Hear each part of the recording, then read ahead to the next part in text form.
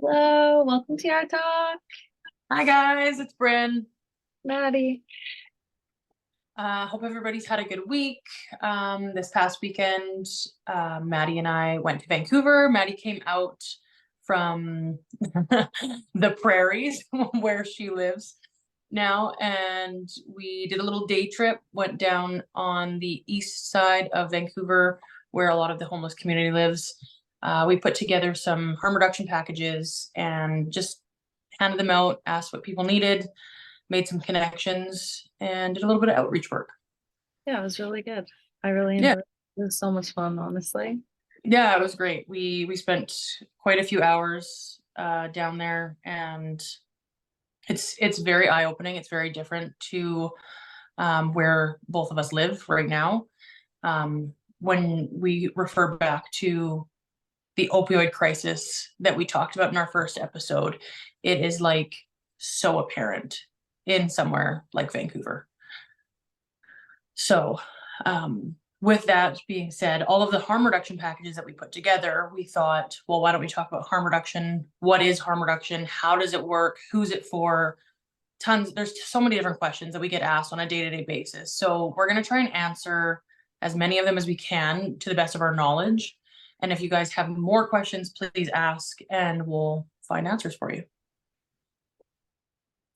Harm reduction encompasses a non-judgmental approach combined with a range of health and social services and practices that apply to drugs, including, but not limited to, so OPS, like overdose prevention sites, also known as Safe consumption sites.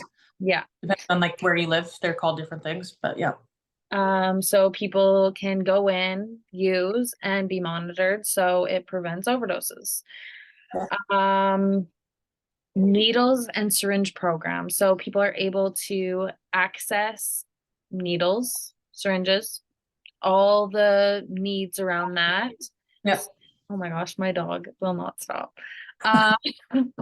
He's our mascot. It's okay. Oh my gosh. Yeah, he's gonna start barking right away because he wants so they're able to get we'll go into all that. We'll show you all the products, everything that they can get.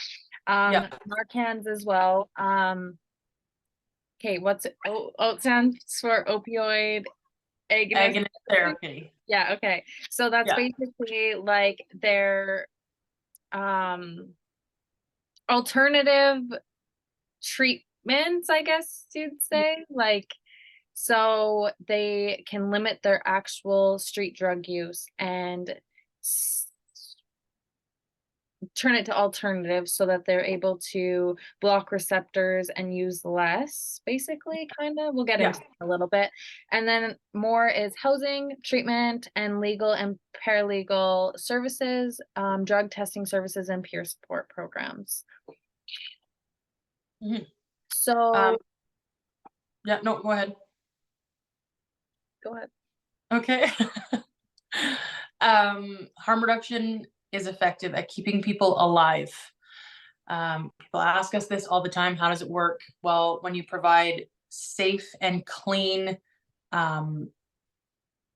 supplies, what are they called?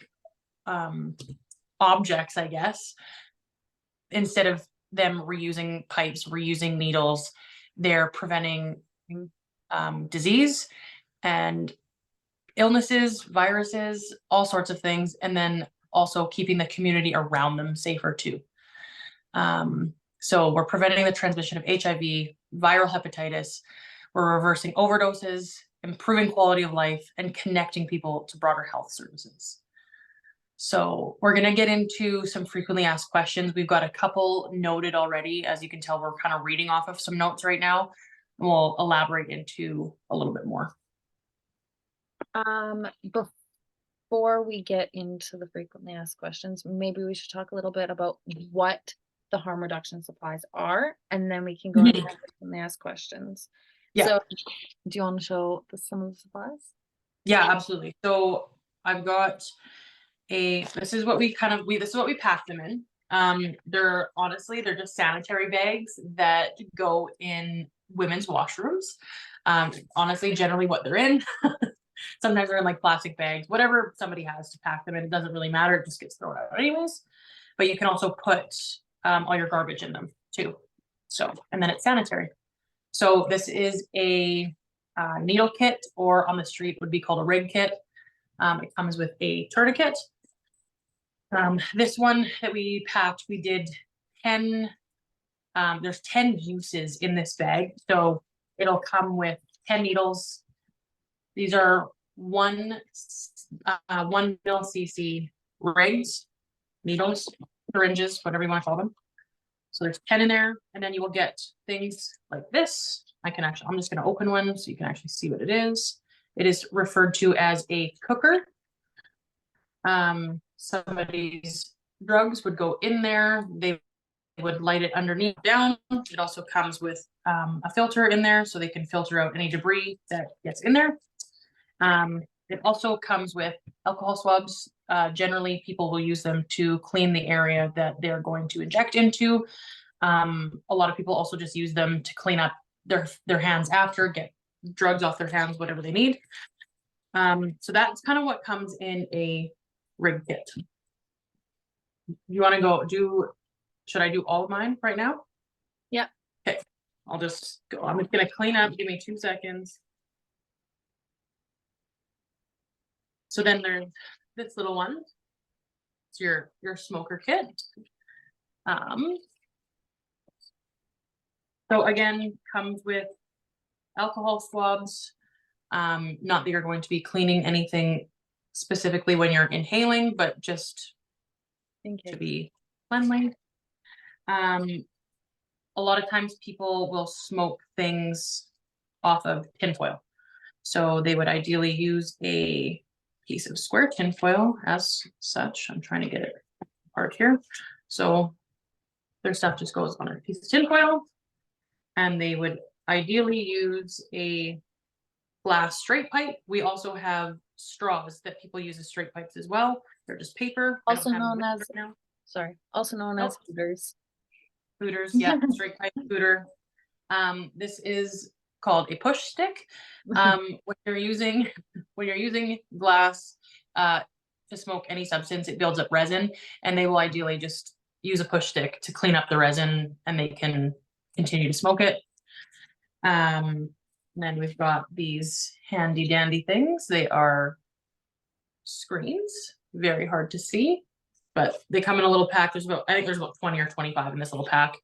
You can only really use them once or twice. So they just help filter out any debris and stuff. And then I have one more thing to show you guys, but I have to get up and get it. So it'll give me 3 seconds. Okay. Oh, you're okay. I was gonna say we could go into the Narcan and all that too, but you're back. One more thing. This is the prized possession on the streets. The first time we went downtown, that's all people ask for. And we felt so useless. I was like, hey, what were we thinking? Like, seriously, I'm like, we came down here for no reason. This is all we didn't want. Yeah. So we were well prepared. We brought a lot. We brought a lot this time. These are called bubbles. They are another glass pipe with a bubble on the end of it. Most either fentanyl users or methamphetamine users will use these to smoke their dope. So same thing, push stick works with these as well. Cleans out the chamber like that. They break all the time. They're very fragile. People ask for them all the time. We give out several a day. You know what you forgot? Sorry. Nope. Water. Oh yeah, you're right. It's not in this pack. In the rig kit, we have little sterile waters that also go in there. You add sterile water to dope when you cook it down. I don't have any right now. There's probably some in my backpack. There were some in the other kits that we made. We obviously forgot them in that kit. So that's kind of shitty for whoever brought those kits. Oh well. Okay, so into naloxone. So it comes in a case like this. Hard. Typically you open it, you'll see 3 syringes. You will see some gloves. Typically you would see alcohol swabs, but I gave someone mine when we were downtown the other day. Then it would come with 3 little vials like that. So typically when you are attending an overdose, you will pull out the needle. You will click the top. This is where I messed up the last time, because if you don't do that, there's All your like, cat. yeah, all of it is up here and none's down there. So if you can see it, I don't know if you can really see that, Yep. but it's There's all a bottle. dropped. So then this little thing will help you because it's glass. And you just break it off. And then you will pull off the cap and you'll just push it in and it will suck up automatically. I don't know if you can really see it.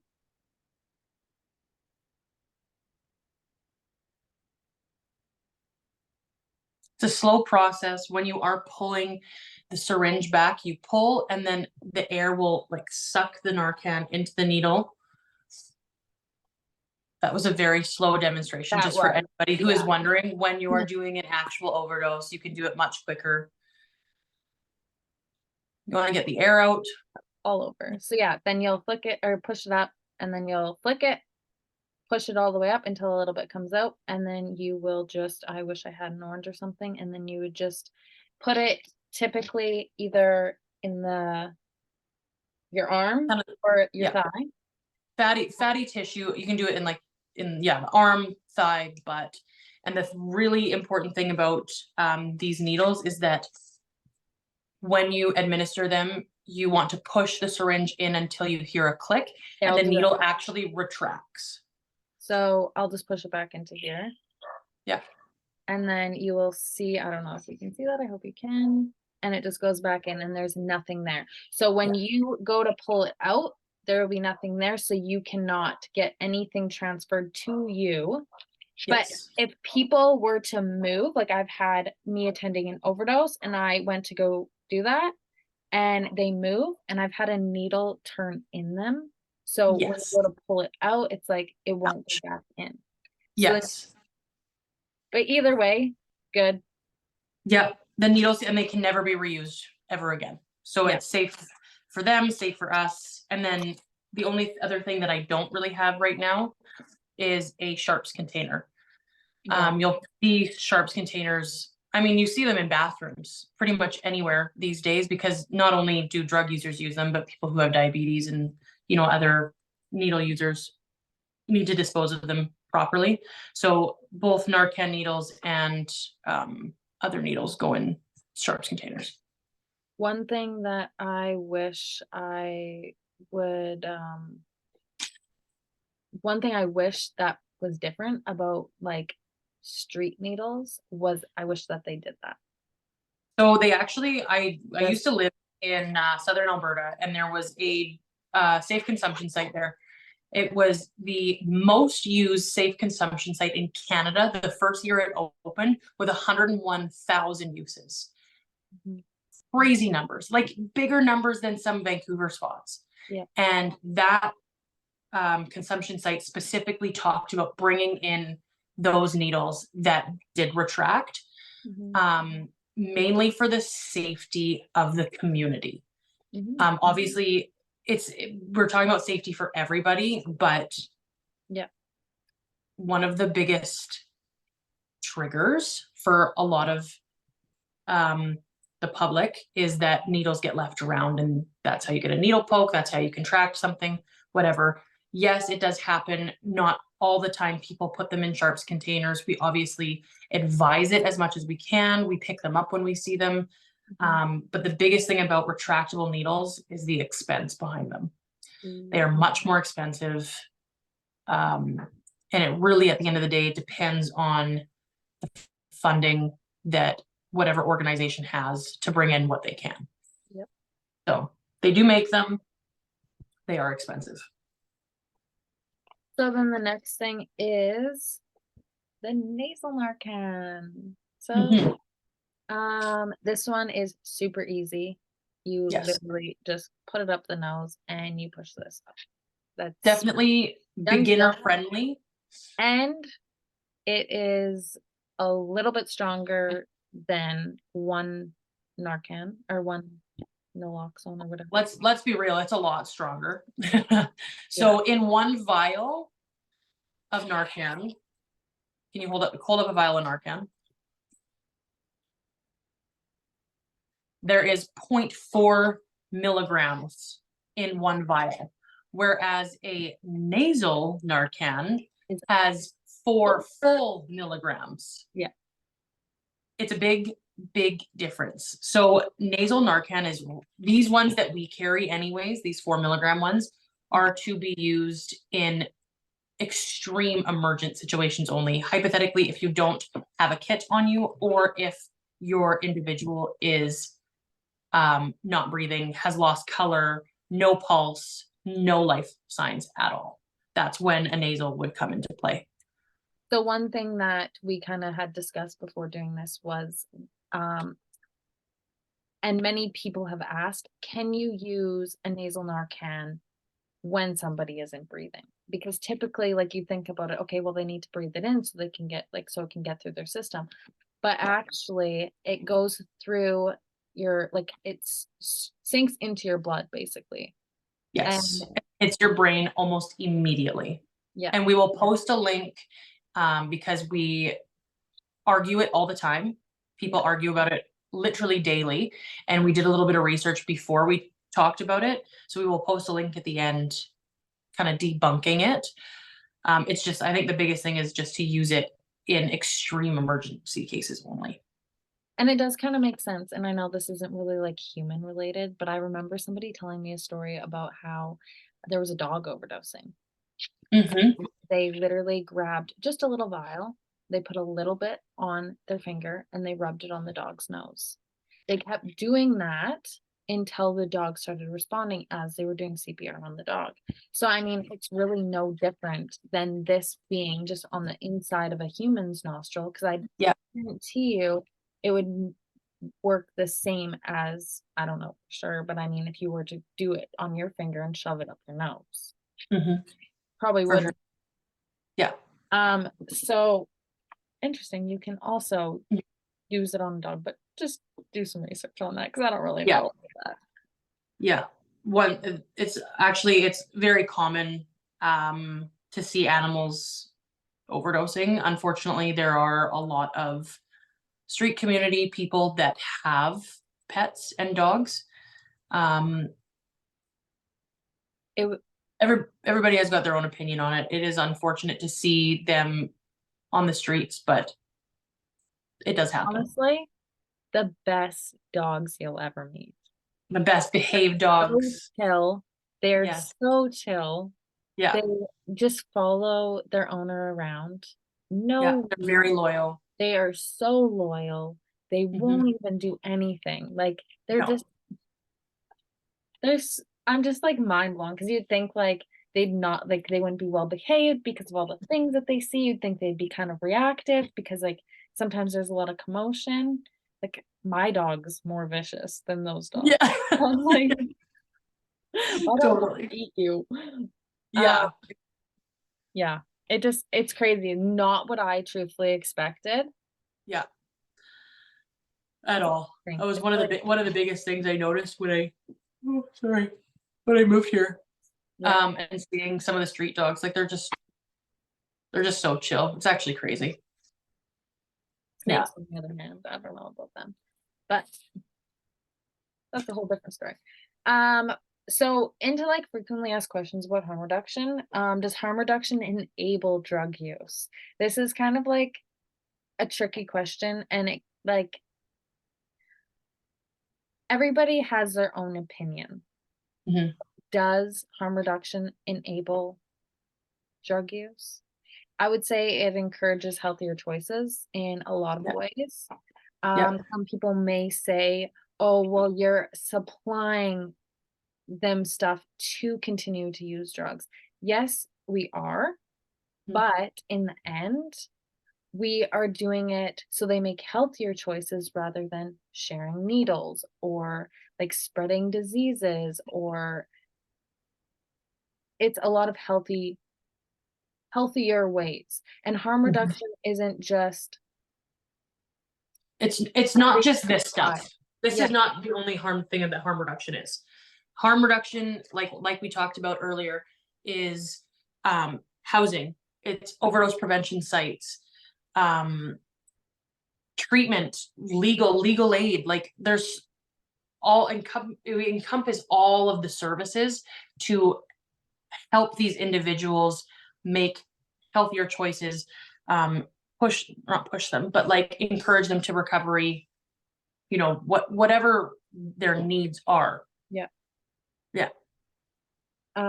So, and that's like a tricky question, and some people say like there's a whole stigma behind harm reduction. Truthfully, when I got into the industry, I thought I didn't even know what harm reduction was. I'm like, what is Yeah. that? And then off the start, I thought it was just an OPS. So where Hmm. people consume drugs.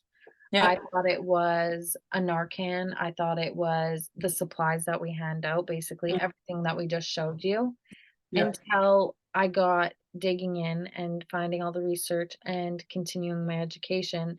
And it is a broad Spectrum. spectrum. Yeah. It's huge.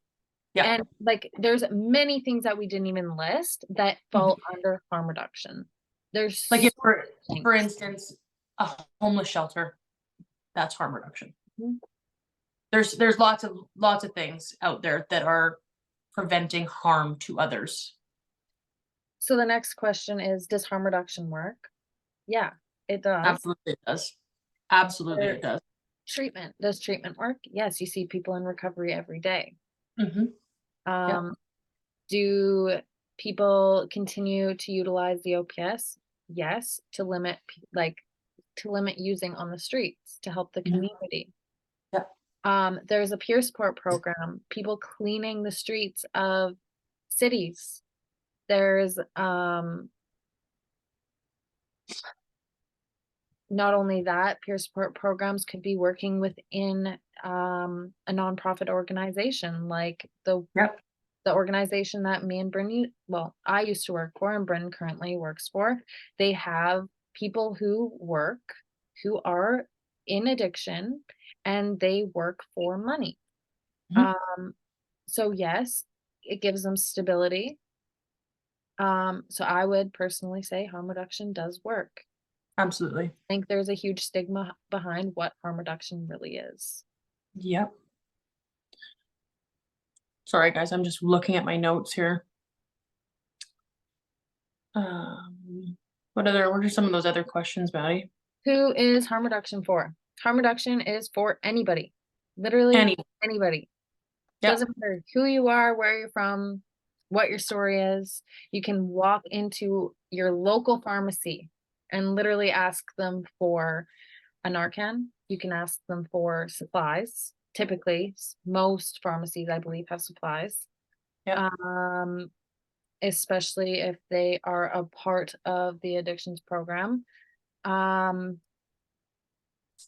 literally anybody. We have people, well, sorry, I shouldn't say we because I don't work there anymore, but we had people who would come in daily that we never seen before and be like, hey, can I get this? Yep, sure. Hey, Yep. can I get a needle disposable? Yep, sure. They Oh, another big thing that I don't have on hand right now, but that we do carry at the shelter, condoms and lube. yes, that's Harm part of the reduction also reduction. applies to safe sex. Mhm. Um, it's everyone does it. It's not something that's funny. It's something to laugh about. Providing safe sex for everybody is extremely important, and we need to um, provide them with the materials to have safe sex and to prevent diseases, so, your common STDs and STIs, and then, further into HIV, AIDS, hepatitis, all sorts of things. Mhm. So, So the last one is does harm reduction reduce crime? People will fight this.